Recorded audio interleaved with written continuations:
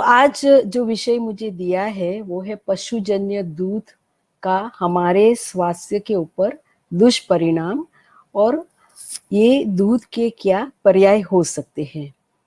मैं एक allopathic doctor हूँ और पिछले 35 सालों से प्रैक्टिस कर रही हूँ, लेकिन पिछले 13 सालों से मैं ज़्यादा ध्यान वनस्पति जन्य आहार वाली जीवन शैली पर दे रही हूँ।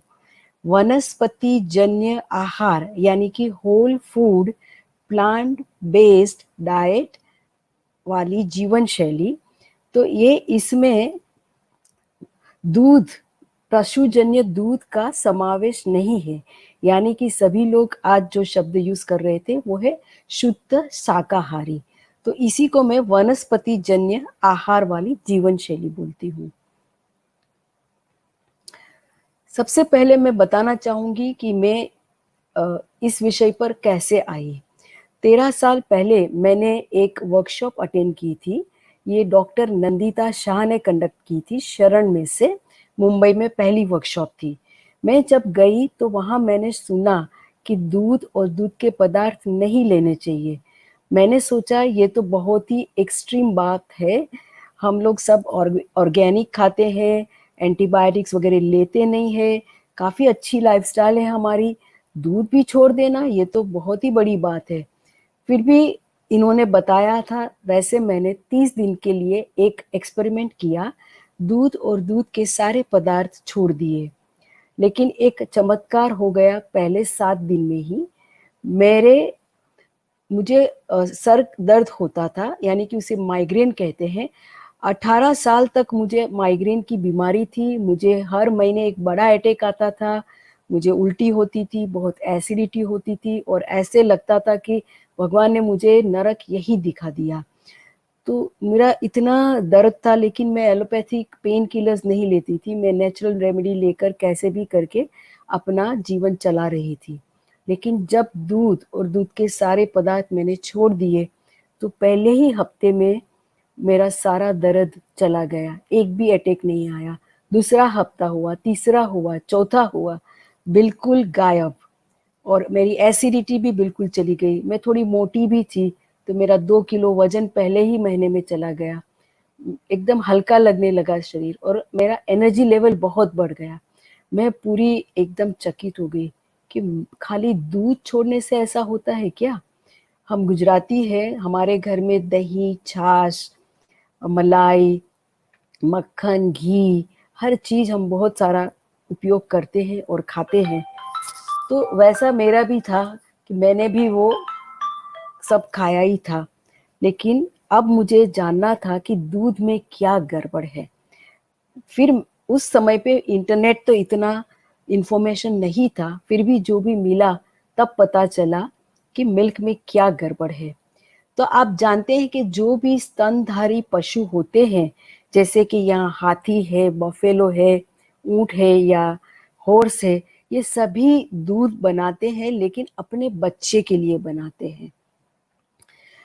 जो स्तनपान करने की एक जो प्रक्रिया है, जो माँ और बच्चे के बीच की एक प्राइवेट बहुत ही संवेदनशील प्रक्रिया है, जब माँ के मन में अपने बच्चे के लिए विचार आता है और सोचती है कि अब उसे भूख लगी होगी, और अगर उसका बच्चा रोता है क्योंकि उसे भूख लगी है, तब ऑटोमेटिकली माँ को दूध आता है। और जब उसका बच्चा दूध पीने की कोशिश करता है और स्पर्श करता है, तब थोड़ी देर के बाद दूध आने लगता है। तो ये जो प्रक्रिया है ये बहुत ही संवेदनशील है, यहाँ प्रेम का बॉन्डिंग है और इसी से नर्चरिंग होता है। और अगर माँ को कोई शॉक लगा है या डिप्रेशन में है तो ये दूध नहीं भी आता है। अगर वो कोई एंटीबायोटिक्स ले रही है तो वो उसके दूध में जाती है। हम डॉक्टर्स हमेशा पूछते हैं कि अगर आप अपने बच्चे को दूध पिला रहे हैं तो हम आपको कोई ऐसी स्ट्रॉन्ग मेडिसिन नहीं देंगे जो दूध के अंदर जाए और बच्चों को नुकसान करे। तो इतनी हम बहुत सारी केयरफुलनेस रखते हैं जब ब्रेस्ट फीडिंग चलता है। लेकिन जब एक गाय और अपने बच्चे के लिए दूध बनाती है और वो ही दूध जब हम ले लेते हैं तो हम ये प्रश्न पूछना भूल जाते हैं कि भाई गाय माता ने कौन सी एंटीबायोटिक ली। भारत में दूध उत्पादन का इतिहास ऐसा है कि पहले तो सब घर में 1 या 2 गाय रखते थे, लेकिन सभी नहीं। जो पैसे वाले होते थे उनके घर में गाय रहती थी और गाय अपने आप प्रेग्नेंट होती थी, दूध देती थी और वही दूध घर में यूज होता था। सभी को नहीं मिलता था, जो बीमार थे या छोटे बच्चे थे उनको मिलता था। रेफ्रिजरेटर का जमाना नहीं था, तो दूध का फिर मक्खन और घी बन जाता था। और गाय को पहले उसको बच्चे को देते थे और बाकी का अगर कुछ मिला तो उसको उपयोग में लाते थे। अब कृष्ण भगवान आप जानते हैं कि वो भी मक्खन चुराते थे, खाते थे कि नहीं वो मुझे पता नहीं, लेकिन हमारी संस्कृति में भगवान कृष्ण और दूध का संबंध गहरा है, क्योंकि वो एक गोपालक थे और वो गाय चराने जाते थे और इनकी बहुत सारी स्टोरीज हमारे संस्कृति के साथ जुड़ी हुई है। हमारे घरों में जब भी पूजा होती है तो पंचामृत या शीरा वगैरह हम यूज करते हैं। कोई भी आप देखेंगे प्रसाद की आइटम में कुछ ना कुछ दूध या दूध की आइटम रहती ही है। और सुबह जब होती है तो सबसे पहली बेल किसकी बजती है, तो हम कहते हैं दूध वाले की। दूध वाला आता है और फिर हमें दूध देके जाता है, क्योंकि हमें सबसे पहले चाहिए उठने के लिए चाय या कॉफी। चाय के बिना हमारी बहुत सारे लोगों की सुबह नहीं होती है और चाय के साथ हमारा दूध का कंजम्पशन चालू हो जाता है। हमारे देश में हर जगह, भारत देश में दूध का उपयोग बहुत ज्यादा है। बंगाल में रसगुल्ला खाते हैं, पंजाब में पनीर और लस्सी खाते हैं, कच्छ या गुजरात साइड जाएंगे तो छाछ पीते हैं, और आप अगर मद्रास जाते हैं, चेन्नई, तो वहाँ कर्ड राइस का उपयोग होता है और सभी को ये सब बहुत ही पसंदीदा आइटम है। आयुर्वेद में घी का बहुत ज्यादा प्रचार है और बहुत सारी मेडिसिन जिसे ध्रुत बोलते हैं वहाँ घी का प्रयोग किया गया है और ज्यादातर ये देशी गाय के घी का प्रयोग सुझाते हैं। हमारे देश में 1970 में व्हाइट रिवॉल्यूशन यानी कि सफेद क्रांति की शुरुआत हुई डॉक्टर कुरियन से, और डॉक्टर कुरियन ने पूरी डेयरी इंडस्ट्री को ऑर्गेनाइज कर दिया। छोटे छोटे जो गोपालक थे उनके पास 1 या 2 गाय रहेंगी, उनका दूध कलेक्ट करके एक बहुत बड़ी डेयरी इंडस्ट्री की स्थापना की। और आज ये इंडस्ट्री इस तरह से दिख रही है कि बॉटल में प्रॉपरली दूध आता है या पाउचेस में आता है, मशीन होता है, एक्स्ट्रा रहेगा तो उसका पाउडर बन जाता है, उसकी चीज बन जाती है, बटर बन जाता है और आइसक्रीम भी बन जाता है। हमारा देश दुनिया का अब नंबर 1 हो गया है सबसे ज्यादा दूध प्रोडक्शन में। दूध उत्पादन में 22% इसका पोर्शन है। और आप देख सकते हैं कि ये सारी चीजें अभी अलग अलग पाउचेस में, पैकेजिंग में, दूध, दही, छाछ, बटर मिल्क, मिल्क शेक्स, हर चीज मिलने लगी है और हम लोग ये सब खा रहे हैं। हमारे इंडिया का average milk consumption 355 grams per day है। इसमें दूध के सभी पदार्थ आ जाते हैं। लेकिन सच्ची बताऊं तो एक ग्लास दूध में रियली क्या क्या है, तो देख लीजिए, ये लिस्ट बहुत ही इंपॉर्टेंट है। इसमें है 135 मिलियन पस सेल्स है। ये वाइट ब्लड सेल्स होते हैं, ये नॉर्मली इन्फेक्शन के साथ आते ही है और ये इसका कुछ प्रमाण नक्की किया है कि कितना नॉर्मल होना चाहिए। खून आता है, उसमें फीसेस यानी कि स्टूल्स आते हैं एनिमल के, 20 प्रकार के पेन किलर्स आते हैं, दवाइयाँ आती हैं जो एनिमल को, मतलब डेयरी काउ को या बफेलो को दी जाती है। एंटीबायोटिक्स और ग्रोथ हार्मोन्स भी दिए जाते हैं। ग्रोथ हार्मोन से उसका मिल्क प्रोडक्शन बढ़ता है, इसलिए दिया जाता है। और हार्मफुल बैक्टीरिया भी उसमें पाए जाते हैं। और एक insulin like growth factor 1 bovine है, वो भी पाया जाता है, जो हमारे स्वास्थ्य के लिए बहुत ही नुकसानकारक है। साथ में एसिडिक प्रोटीन है जो हमारे बोन में से कैल्शियम को ले लेता है। और इसके साथ है टॉक्सिक मिल्क प्रोटीन जिसे केसिन बताया जाता है, जिसका ब्रेस्ट कैंसर और kidney disease, arthritis, multiple sclerosis इसके साथ लिंक पाया गया है। ये एक जनरल चार्ट है जिसमें मैंने गाय का दूध, भैंस का दूध और ह्यूमन मिल्क, ये तीनों में प्रोटीन, फैट और कैल्शियम की मात्रा कितनी है उसका एक चार्ट दिया है। इसमें देखिए आप कि गाय में है 3 ग्राम प्रोटीन और भैंस में ज्यादा रहता है, 6 ग्राम से ज्यादा, और हमारे मनुष्य के दूध में सिर्फ 1.1 रहता है। जीवन के पहले वर्ष में जब बच्चा 3 किलो का होता है, जो 9 किलो का हो जाता है, इसका सबसे ज्यादा ग्रोथ रहता है और तभी उसे प्रोटीन की जरूरत पड़ती है। और ये जो प्रोटीन है 1.1 ग्राम, वो इसे एकदम 100% सूटेबल है। लेकिन बफेलो और काऊ में ज्यादा है क्योंकि उनका बच्चा जो है वो 200 किलो का हो जाता है। वहाँ ग्रोथ बहुत ही फास्ट होता है, 1.5 या 2 साल में ग्रोथ कंप्लीट हो जाता है। और हमारे ह्यूमन में 1 साल के बाद ये जो विकास की प्रक्रिया है वो धीमी हो जाती है और वो 18 साल तक चलती रहती है। तो कहने का मतलब ये है कि ये गाय या भैंस का जो दूध है वो उसने अपने बच्चे के लिए, उसके विकास के लिए जितना जरूरी है उतना ही बनाया है। और हमारे मनुष्य का दूध भी हमारे बच्चे के लिए 100% मोस्ट सूटेबल परफेक्ट आहार के जैसे है। अब मैं आपको बता दूं कि सबसे पहले क्या जानना जरूरी है कि दूध और दूध के पदार्थ क्यों नहीं खाने चाहिए हमें। तो दूध में एक है केसिन, ये कैंसर के साथ लिंक किया गया है।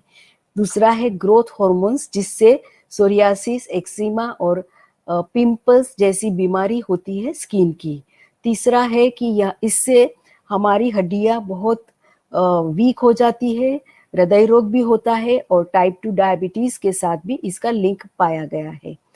दूध में जो कैल्शियम है वो हमारे शरीर में एब्जॉर्ब भी नहीं होता है और वनस्पति जन्य आहार के कैल्शियम जल्दी एब्जॉर्ब होता है।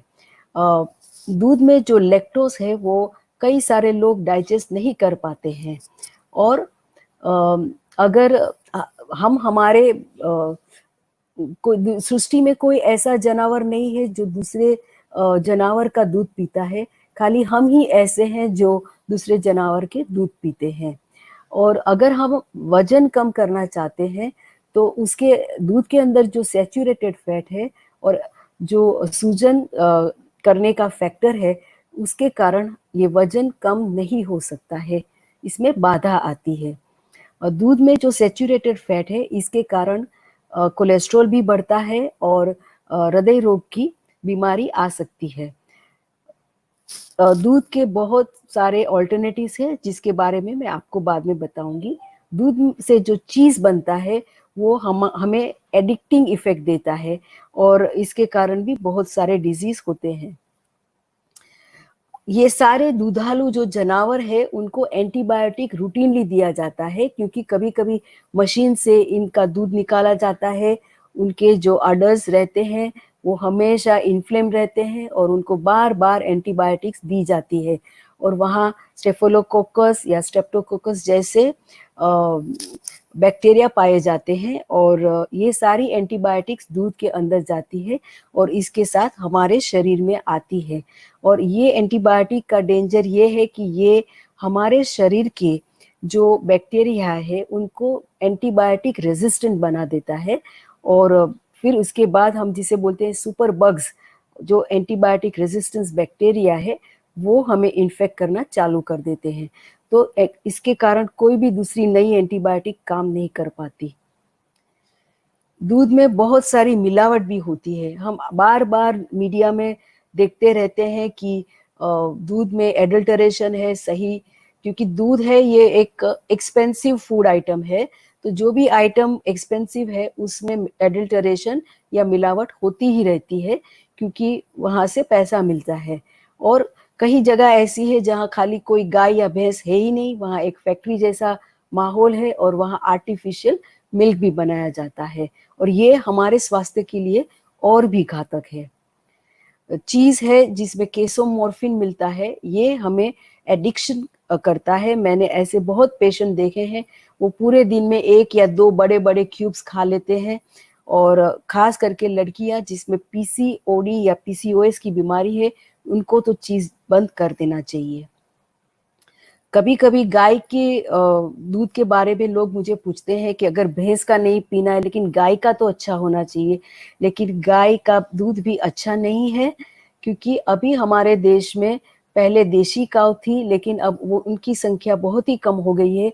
ज़्यादातर जर्सी काव है, और ये यूरोप से लाई गई हुई है, क्योंकि ये बहुत ज़्यादा दूध देती है, तो ये डेयरी इंडस्ट्री के लिए बहुत फ़ायदेमंद है।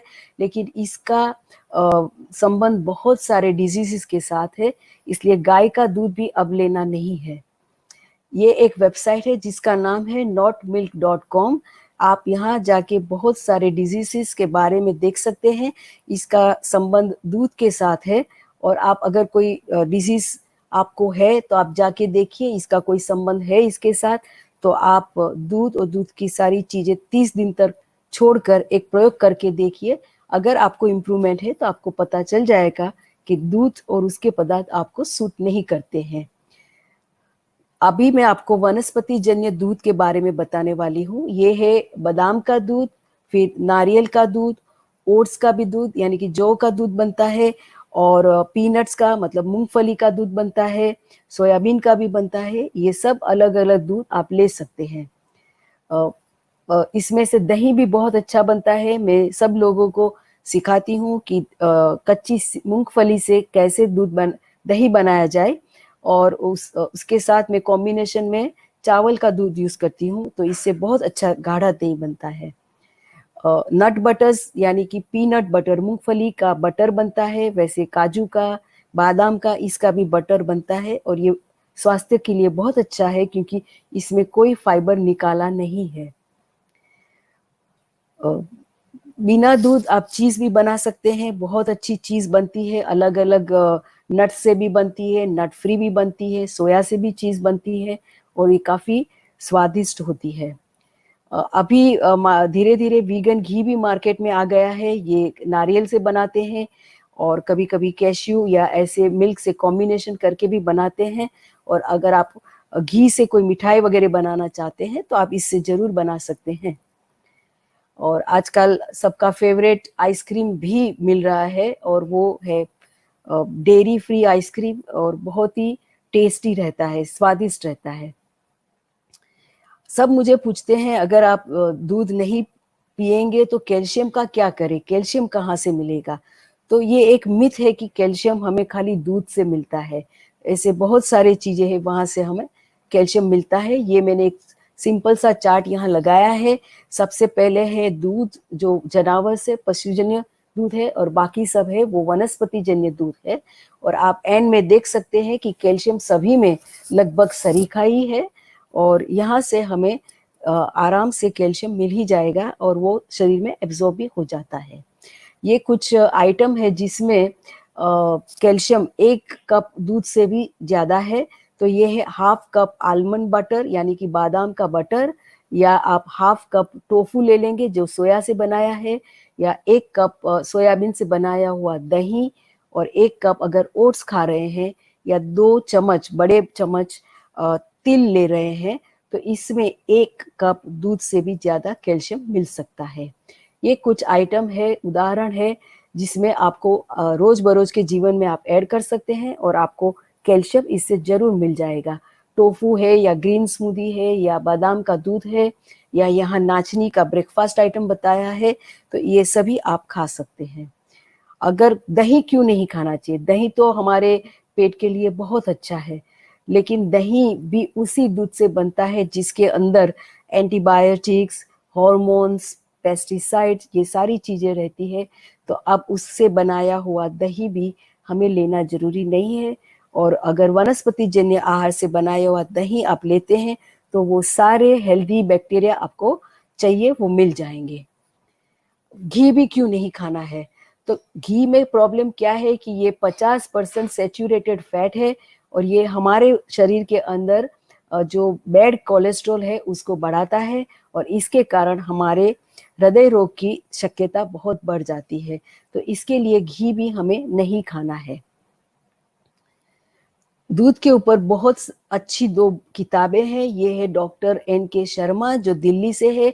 इन्होंने 30 साल पहले ये किताब लिखी थी, मिल्क अ साइलेंट किलर। ये अमेज़न में मिलती है, आप ज़रूर ऑर्डर कीजिए। और इनकी और भी किताबें हैं जो आपको इसके बारे में पूरी जानकारी देगी।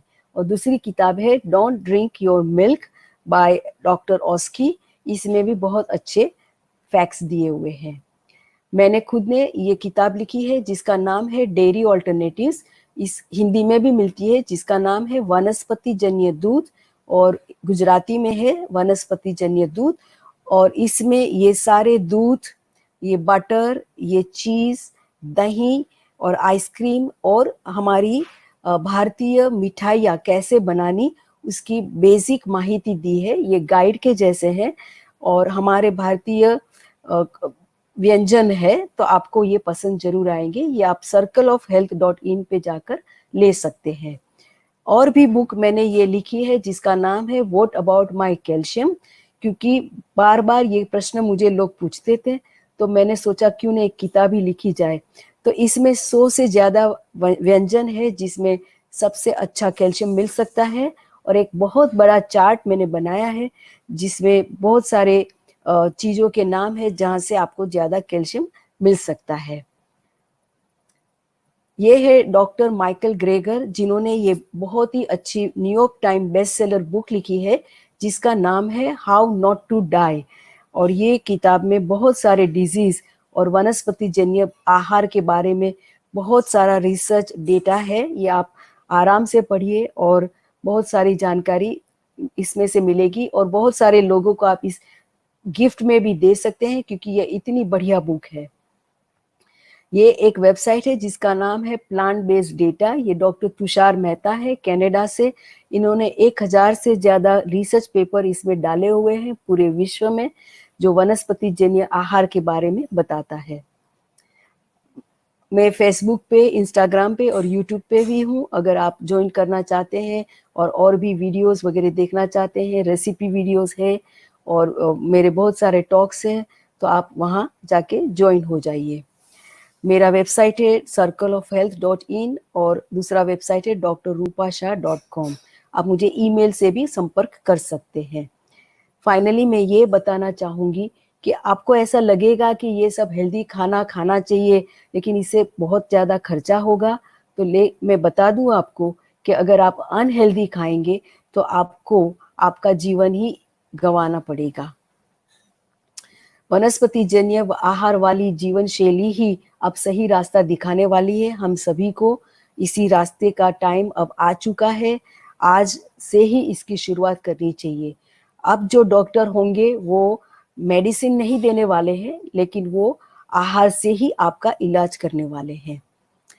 तो अब जो टाइम है ये है वनस्पति जन्य आहार का। मुझे सुनने के लिए आप सभी का बहुत सारा धन्यवाद।